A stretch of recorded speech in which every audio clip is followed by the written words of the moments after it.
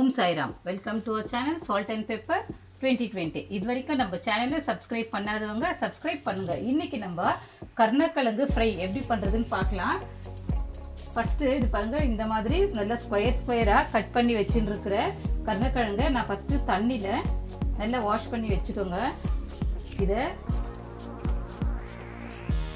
பாருங்க, நல்லா இந்த மாதிரி நான் இந்த நீட்டாக இது பாருங்கள், இந்த மாதிரி ஸ்லேஸாக நல்லா நான் கட் பண்ணி வச்சுருக்கிறேன். இதை போட்டுட்டு நம்ம ஒரு ஆஃப் பாயில் மாதிரி பண்ணி எடுத்துக்கலாம். ஏன்னா ஒரு கிழங்கு வந்துட்டு நம்மளுக்கு நாக்கில் பட்டுச்சுன்னா சாப்பிட்றப்போ அப்படியே நம்மளுக்கு கரன்னு ஒரு மாதிரி நமிக்கிற மாதிரி இருக்கும். அதனால ஃபஸ்ட்டு நம்ம இந்த மாதிரி பண்ணிவிட்டு இதை ட்ரைன் பண்ணிட்டோம்னா அந்த கரகரப்பு இருக்காது. இதில் இப்போ கொஞ்சமாக புளி போட்டுக்கோங்க.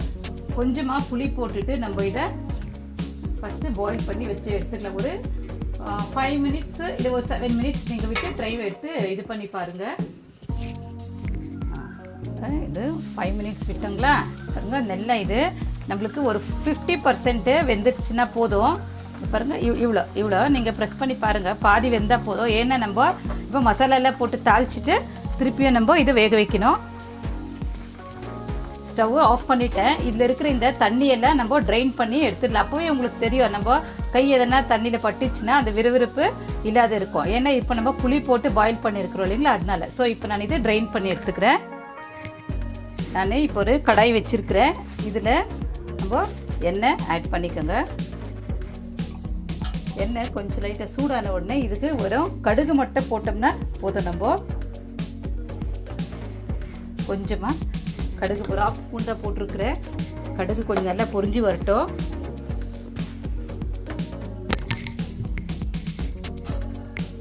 கடுகு நல்லா பொரியணும். கருணக்கிழங்கு ஃப்ரை வந்துட்டு 2-3 விதத்தில் செய்வாங்க. ரொம்ப ட்ரையாக கூட செய்வாங்க. இந்த ஃபிஷ் எல்லாம் ஃப்ரை பண்ணுவாங்க இல்லைங்களா, அந்த மாதிரி எல்லாம்.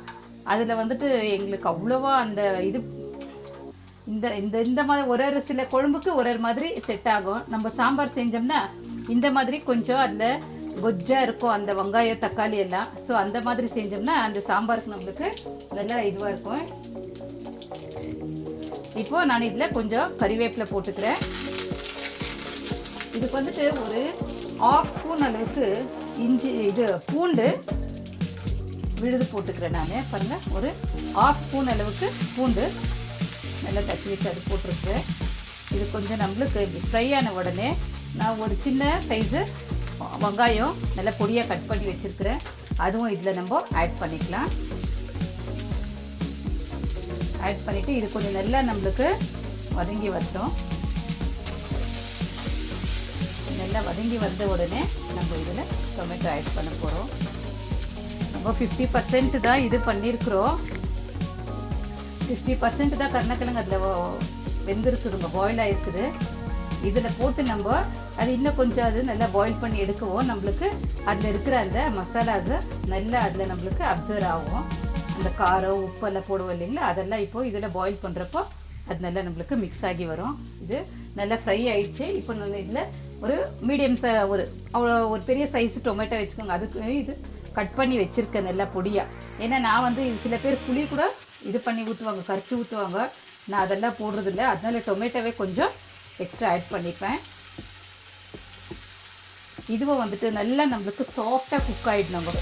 டொமேட்டோ வந்துட்டு இதில் நல்லா அப்படியே அது கூட மிக்ஸ் ஆகி நல்லா சாஃப்டாக குக் ஆகிற வரைக்கும் குக் பண்ணிக்கலாம். இதில் கொஞ்சம் நம்ம சால்ட் ஆட் பண்ணிக்கணும்னா ஈஸியாக இது கொஞ்சம் ஃபாஸ்ட்டாக குக்கிங் வரும் அப்படின்ட்டு கொஞ்சமாக சால்ட் ஆட் பண்ணிக்கிறேன். இது ஃபாஸ்ட்டாக குக்கிங். நம்ம வீட்டில் எல்லா சமையலையுமே ஃபாஸ்ட்டு தான். நம்ம சமையல் பார்த்துட்டு ஈஸியாக லேர்னர்ஸ் எல்லாம் கூட ஈஸியாக நீங்கள் ட்ரை பண்ணலாம். ஏன்னா ஒரு வீட்டில் இருக்கிற மிளகாத்தூள், மஞ்சள்தூள், உப்பு எல்லாத்துக்கும் அதை போட்டு நம்ம ஃபாஸ்ட்டாக செஞ்சுருவோம். பட் உண்மையாகவே taste will be very good. Taste ரொம்ப நல்லாயிருக்கும். பாருங்கள், இது நல்லா நம்மளுக்கு இன்னும் குக் ஆகணும். இன்னும் இந்த டொமேட்டோஸு நல்லா அதில் சாஃப்டாக இதாச்சுன்னா நம்மள சாஃப்டாக குக் ஆகிட்டு அது கூட பிளெண்ட் ஆகிடுச்சுன்னா அந்த ஆனியன்னு இந்த டொமேட்டோ எல்லாம் நம்ம காய் போட்டோம்னா அதில் இதில் இருக்கிற அந்த ஜூஸி அந்த ஒரு டேஸ்ட் எல்லாம் அதில் நம்மளுக்கு நல்லா வரும். அதனால தான் நம்ம இன்னும் கொஞ்சம் நேரம் இதை நல்லா சாஃப்டாக குக் பண்ணிக்கலாம். சாஃப்டாக இப்போ அந்த டொமேட்டோ நல்லா அது கூட குக் ஆகிடுச்சு. இப்போ நம்ம வேக வச்சு வச்சுருக்கோங்களா இந்த கருணக்கிழங்கு அது இதில் ஆட் பண்ணிக்கிறேன்.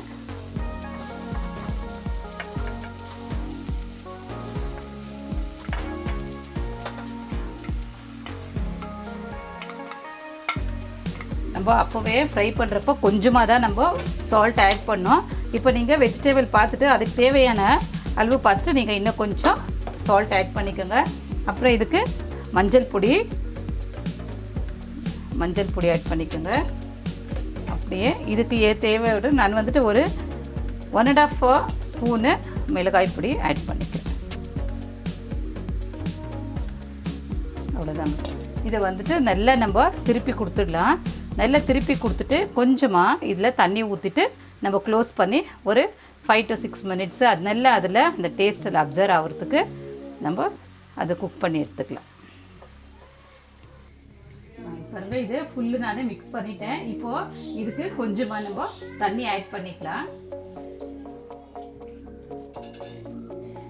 தண்ணியை ஆட் பண்ணிவிட்டு இப்போ ஒரு 5 minutes நான் க்ளோஸ் பண்ணி வச்சிடலாம்.